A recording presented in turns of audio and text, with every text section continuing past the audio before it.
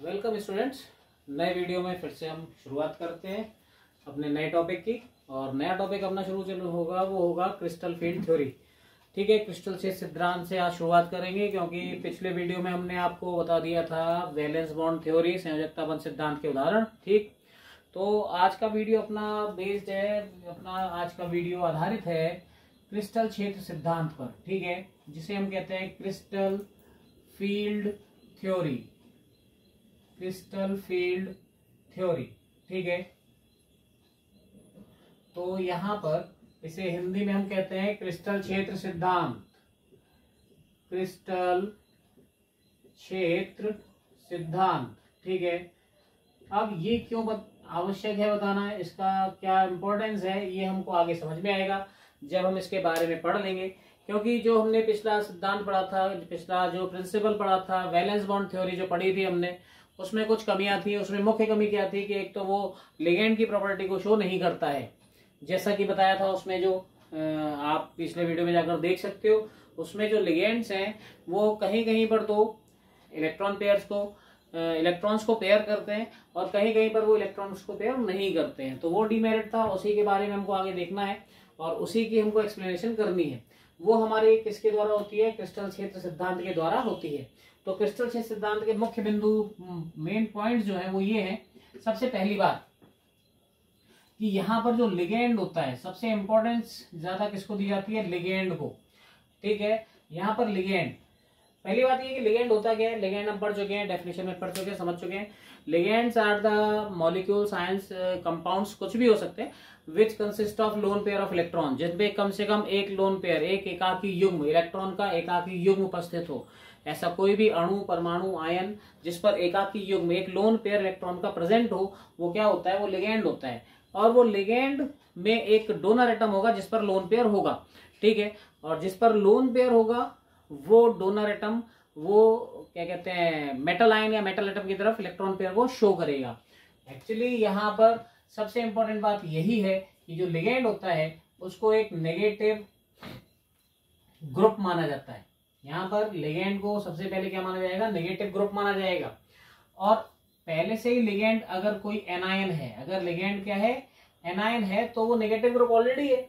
But यहाँ पर अगर कोई न्यूट्रल मॉलिक्यूल है,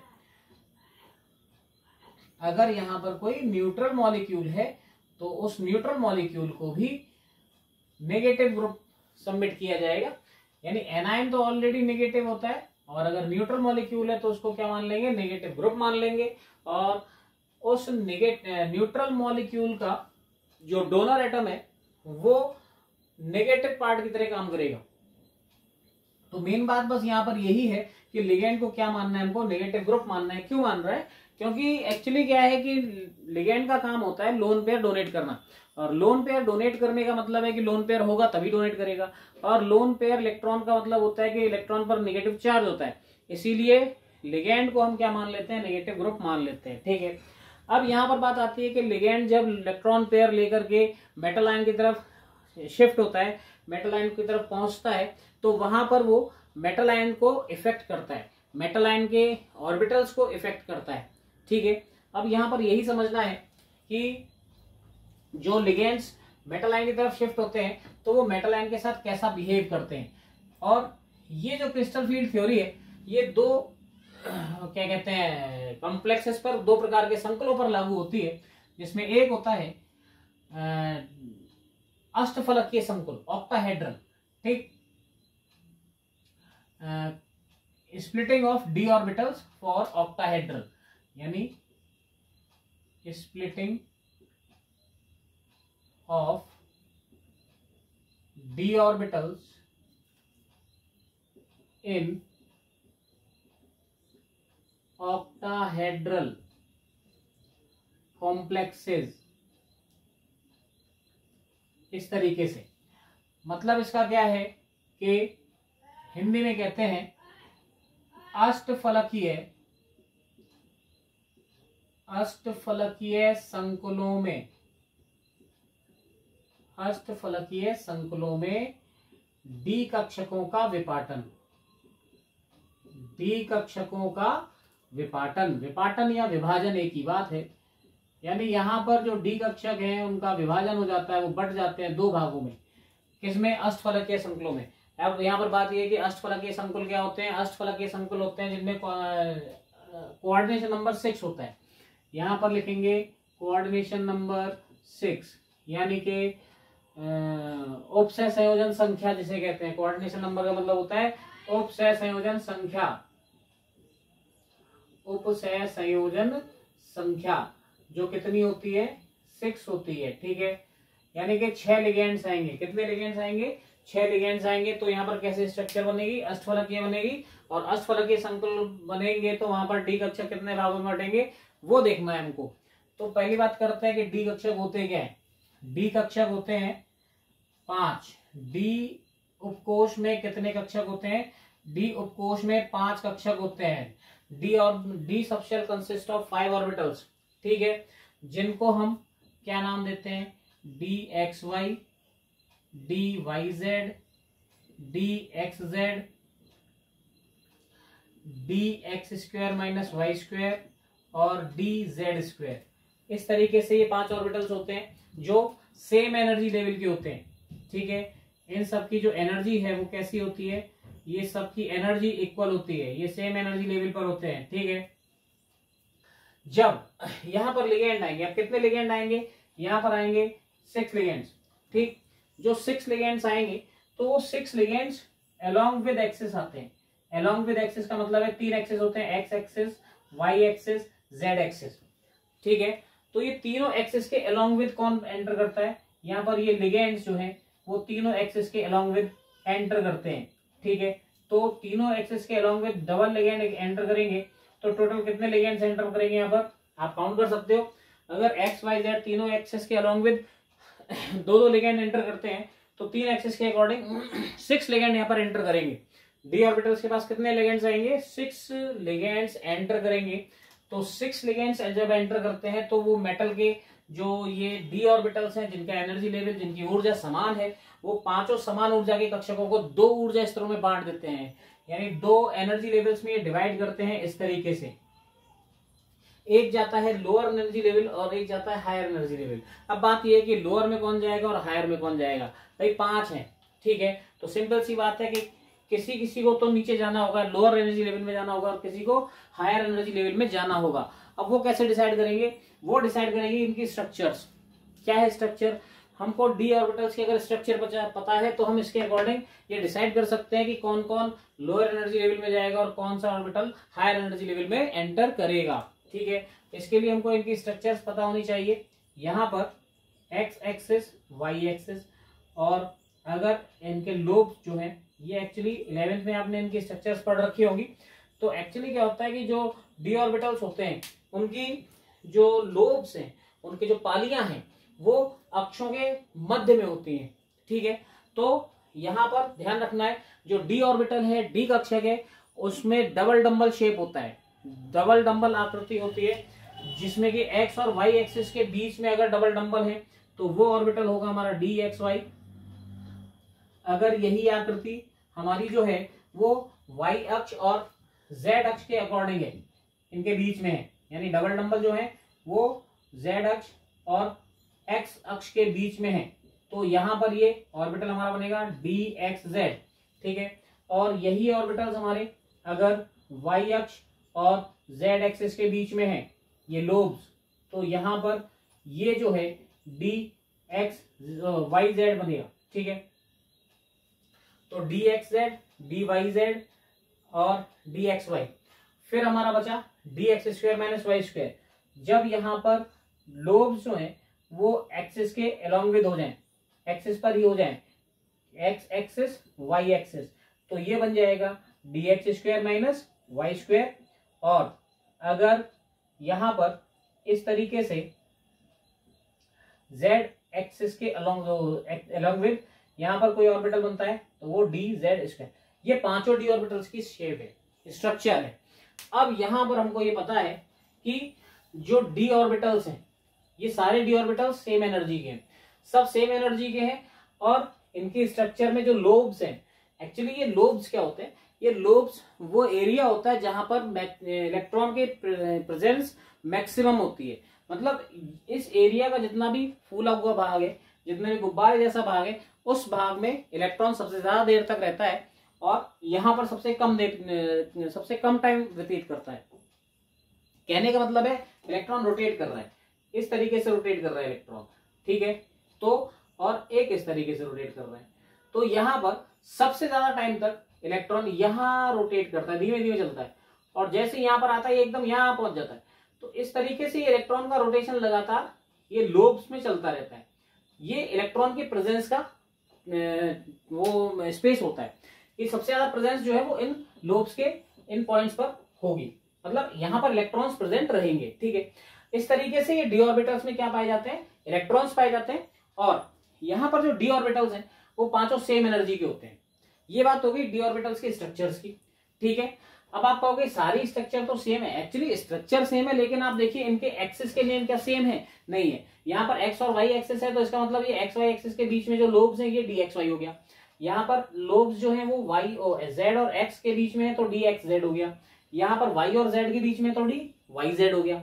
यहाँ पर एक्सिस के अलॉन्ग विद लोब्स हैं, तो D x square minus Y square हो गया, या जेड एक्सिस के अलॉन्ग विद है तो जेड स्क्वायर हो गया, ठीक है।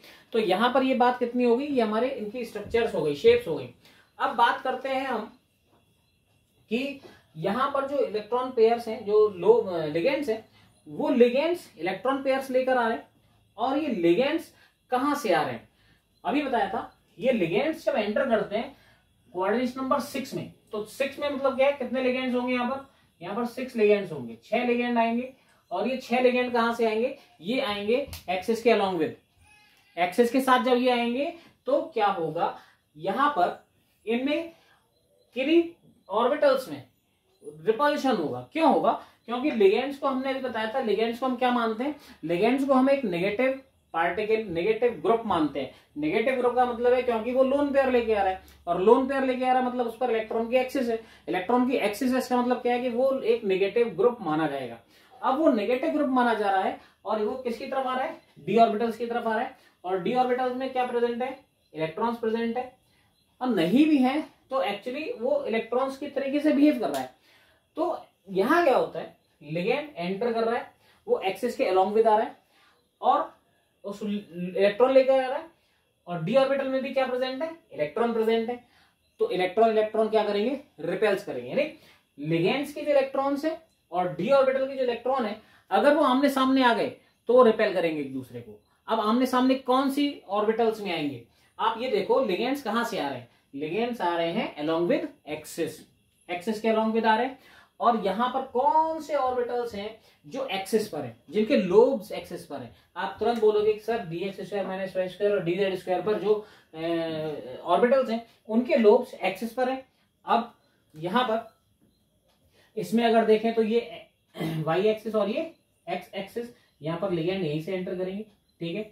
अब लिगेंड यहां से एंटर करेंगे तो यहां पर क्या लिगेंड लोब्स के बिल्कुल सामने आ रहा है, नहीं आ रहा ना, लेकिन आप यहां देखो इसमें क्या होगा, इसमें जो लिगेंड एंटर करेगा तो वो लोब्स के बिल्कुल स्ट्रेट सामने आएगा कि नहीं आएगा, यही बात समझनी है। यहां पर लिगेंड जो है वो इन दो ऑर्बिटल्स में बिल्कुल लोब्स के सामने से एंटर कर रहे हैं, ठीक है, जिनमें की डी ऑर्बिटल्स की जो लोब्स है वो लिगेंड के सामने है और लिगेंड्स डी ऑर्बिटल के लोब्स के बिल्कुल सामने है। ये दोनों, ये इलेक्ट्रॉन पेयर ला रहा है, इसमें ऑलरेडी इलेक्ट्रॉन है, इनके इलेक्ट्रॉनों में रिपल्शन होगा, और रिपल्शन के थ्रू क्या होगा, जो ये दो ऑर्बिटल्स हैं, कौन कौन से, D x square minus Y square और डी जेड स्क्वायर, ये रिपल्शन फील करेंगे, रिपल्शन फील करेंगे तो इनका एनर्जी लेवल जंप करेगा हाई एनर्जी लेवल पर। तो यानी इन 5 में से कितने ऑर्बिटल हाई एनर्जी लेवल में शिफ्ट हो जाएंगे, 2 ऑर्बिटल हाई एनर्जी लेवल में शिफ्ट होंगे। और कौन कौन से 2 होंगे, अब आप समझ गए होंगे कौन कौन से 2 होंगे, D x square minus Y square और डी जेड स्क्वायर। क्यों हो जाएंगे, क्योंकि इनके जो लोब्स हैं वो एक्सिस के अलॉन्ग विद है, और एक्सिस के अलॉन्ग विद इनके लोब्स होंगे तो लिगेंड्स भी कहां से आते हैं, लिगेंड्स भी एक्सिस के अलॉन्ग विद आते हैं, और दोनों के जो हेड्स हैं वो एक दूसरे के बिल्कुल आमने सामने होते हैं, जिससे वो दोनों रिपल्शन फील करते हैं और रिपल्शन के थ्रू वो हाई एनर्जी लेवल में शिफ्ट हो जाते हैं। कौन कौन से यहाँ पर आ गए हमारे, D x square minus Y square और डी जेड स्क्वायर, ये कौन कहाँ पहुंच गए, हाई एनर्जी लेवल में। बाकी कौन बचे, बाकी 3 बचे, उनमें रिपल्शन फील नहीं होता तो वो शिफ्ट हो जाते हैं लोअर एनर्जी लेवल में। यानी कि यहाँ पर ये जो डी ऑर्बिटल्स हैं कितने, तीन, कौन कौन से, D X Y, D Y Z, D X Z, ठीक है। तो इस तरीके से ये कौन से एनर्जी लेवल में पहुंच गए, ये पहुंच गए लोअर एनर्जी लेवल में। यानी कि जो डी ऑर्बिटल्स, अब ये क्या ध्यान रखना है हमको कि यहाँ पर डी ऑर्बिटल्स अष्टफलक के संकुलों में डी कक्षकों का विपाटन हो रहा है। विपाटन का मतलब है कि ये स्प्लिट हो रहे हैं, टूट रहे हैं, खंडित हो रहे हैं, दो भागों में बट रहे हैं। और ये स्प्लिट हो क्यों रहे हैं, रीजन क्या है इनके स्प्लिट होने का, इनके एनर्जी लेवल हैं कैसे सबके, ये पांचों के पांचों कैसे एनर्जी के हैं, सेम एनर्जी के हैं, यानी इनकी एनर्जी कैसी है, सेम है। लेकिन जब कौन आ रहा है यहाँ पर, एल, एल मतलब कौन आ रहा है, लिगेंड। जब इनके पास लिगेंड आ रहा है, कितने लिगेंड्स आ रहे हैं, 6 लिगेंड्स आ रहे हैं। तो वो 6 लिगेंड्स क्या करेंगे, वो अलोंग विद एक्सिस एंटर करेंगे। अलोंग विद एक्सिस एंटर करेंगे तो क्या करेंगे, वो उन डी ऑर्बिटल्स को रिपल्स करेंगे जिनके लोब्स अलोंग विद एक्सिस है। कौन, किस किस ऑर्बिटल के लोब्स अलोंग विद एक्सिस है, D x square minus Y square और डी जेड स्क्वायर को। तो ये उनको शिफ्ट कर देंगे हाई एनर्जी लेवल में। बाकी जो है D X Y, D Y Z, D X Z, उनको वो शिफ्ट कर देंगे लोअर एनर्जी लेवल में। दो एनर्जी लेवल में शिफ्ट हो गए, जिसको हायर एनर्जी लेवल और लोअर एनर्जी लेवल कहते हैं हम, उच्च ऊर्जा और निम्न ऊर्जा में। उच्च ऊर्जा में यहाँ पर इसको हम इस तरीके से शो करेंगे और निम्न ऊर्जा को यहाँ पर इस तरीके से शो करेंगे। यहाँ पर निम्न ऊर्जा स्तर को हम नाम देते हैं T2G और उच्च ऊर्जा स्तर को नाम देते हैं EG। और इन दोनों के बीच का जो ये डिस्टेंस है, जो स्प्लिशन हुआ है, ये स्प्लिट जो हुआ है इनके बीच में, अब ये एनर्जी लेवल है, ठीक है। और इसको हम शो करते हैं डेल्टा O से। ये डेल्टा नॉट या delta O, actually delta not नहीं कहेंगे इसको, डेल्टा O कहेंगे, क्योंकि O आ रहा है कहां से, ऑक्टाहेड्रल से। और डेल्टा का मतलब है क्रिस्टल फील्ड सेपरेशन एनर्जी। इसका मतलब क्या हुआ, यहां पर डेल्टा O जो है वो क्रिस्टल फील्ड सेपरेशन एनर्जी है। डेल्टा O, इसको हम लिखेंगे crystal field separation energy for octahedral, complexes, ठीक है। तो यहां पर ये डेल्टा O आ गया। तो ये आज हमने इतना देखा क्रिस्टल फील्ड थ्योरी में, क्या हमने सीखा, क्रिस्टल फील्ड थ्योरी में सबसे ज्यादा इंपॉर्टेंस दी गई है लिगेंड्स को। और लिगेंड्स को क्यों दी गई है, क्योंकि लिगेंड्स वो डी ऑर्बिटल्स जो सेम एनर्जी के होते हैं वो उनको डिवाइड करता है दो डिफरेंट एनर्जी लेवल में। किस किस एनर्जी लेवल में डिफरेंट क्या कहता है, डिसोसिएट करता है, वो डिसोसिएट करता है हाई एनर्जी लेवल EG और लो एनर्जी लेवल T2G, जिनके बीच में इसको शो करते हैं डेल्टा O को। ये एनर्जी डिस्टेंस जो है वो डेल्टा O है, और डेल्टा O होता है crystal field separation energy, CFSE कहते हैं, ध्यान रखना है इसको। इसकी शॉर्ट फॉर्म होती है CFSE, ठीक। अब यहां पर होता कैसे, वो आपको बताया जा चुका है। लिगेंड्स आते हैं अलोंग विद एक्सिस, जिन डी ऑर्बिटल्स के लोग एक्सिस के अलोंग विद होंगे वो हाई एनर्जी लेवल में जाएंगे और बाकी लोअर एनर्जी लेवल में एंटर करेंगे, ठीक है। अब बात आती है कि ये सेपरेशन होता कब है, बार बार बता रहा हूं वही चीज कि क्वेश्चन यही आएगा, या तो एक नंबर में क्वेश्चन आएगा ड्रॉ द लेवल डायग्राम, या draw the split of d orbitals for octahedral complexes, यानी ऑक्टाहेड्रल कॉम्प्लेक्सेस के लिए डी ऑर्बिटल्स का जो सेपरेशन है उसको ड्रॉ कीजिए, इस तरीके से ड्रॉ करना होगा। या फिर क्वेश्चन आएगा कि जो सेपरेशन होता है, डी ऑर्बिटल्स का जो सेपरेशन होता है वो क्यों होता है, तो उसका कारण क्या होता है, ये सेपरेशन क्यों हो गया, क्योंकि कौन आ रहा है यहाँ पर, लिगेंड्स आ रहे हैं। किसी भी, अब वैसे नॉर्मली डी ऑर्बिटल्स किसी भी और जो मेटल आयन के डी ऑर्बिटल्स नॉर्मल होते हैं, सेम एनर्जी लेवल के होते हैं, सेम एनर्जी लेवल के होते हैं, तो उनमें सेपरेशन नहीं होता। लेकिन जब उनके पास कोई लिगेंड आता है, कि जो लिगेंड्स आते हैं वो 6 लिगेंड्स आते हैं, तो वो इन डी ऑर्बिटल्स को डिवाइड करते हैं, सेपरेट करते हैं दो एनर्जी लेवल में। ये ध्यान रखना है, इतनी बात क्लियर है। इसके लिए हमको ये डायग्राम्स भी दिमाग में होने चाहिए। अगर ये दिमाग में नहीं है तो ये बात हमको रटनी पड़ेगी, फिर समझ में नहीं आएगी, ये रटनी पड़ेगी कि D x square minus Y square और D Z square higher level में और ये लोअर लेवल में। लेकिन अगर क्वेश्चन ये भी पूछ लेगा कि D x square minus Y square और डी जेड स्क्वायर ऑर्बिटल्स ही क्यों हाई एनर्जी लेवल में शिफ्ट होते हैं, वो ये भी पूछ लेगा कि अष्टफलकीय संकुलों में जब लिगेंड्स डी कक्षकों के पास आते हैं तो D x square minus Y square और डी जेड स्क्वायर कक्षक ही उच्च ऊर्जा स्तर में क्यों स्थानांतरित होते हैं, निम्न ऊर्जा स्तर में क्यों नहीं जाते। तो वहां पर फिर आपको रटने से काम नहीं चलेगा, वहां पर आपको ये एक्सप्लेनेशन देना पड़ेगा।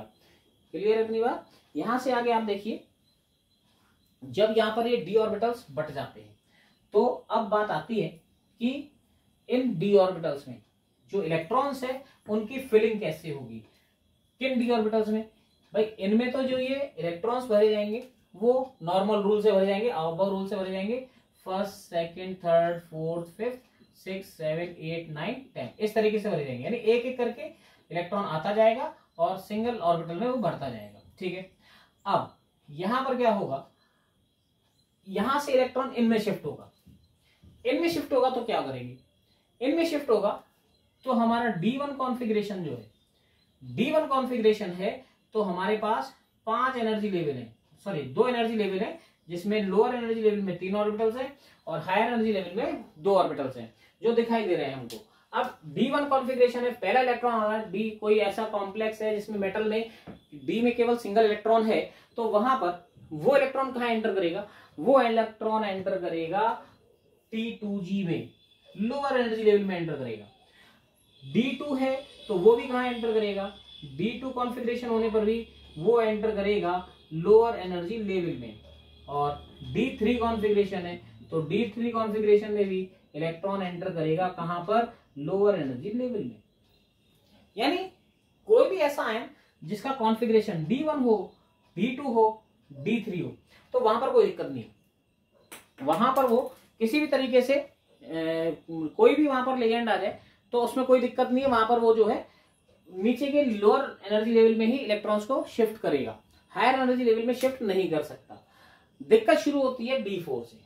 ठीक है, अब वो दिक्कत क्या शुरू होती है D4 से, उसके लिए हमको वेट करना पड़ेगा, क्योंकि वो हम शुरू करेंगे अपने नेक्स्ट वीडियो में। आज के लिए हम इतना ही रखते हैं, इन बातों को अच्छी तरीके से समझ लीजिए, फिर आगे D4 जो हमारा कॉन्फ़िगरेशन होगा तो उसमें हमारे पास कितनी पॉसिबिलिटीज हैं, कहां कहां इलेक्ट्रॉन हम शिफ्ट कर सकते हैं, किस तरीके से कर सकते हैं, किस कंडीशन में कहां शिफ्ट होगा, इन सब के बारे में हम बात करेंगे अपने नेक्स्ट वीडियो में। तब तक के लिए गुड बाय। और अगर कंटेंट अच्छा लग रहा है, समझ में आ रहा है, तो प्लीज चैनल को शेयर कीजिए, कमेंट कीजिए, लाइक कीजिए, सब्सक्राइब कीजिए। ओके, मिलते हैं नेक्स्ट वीडियो में, बाय।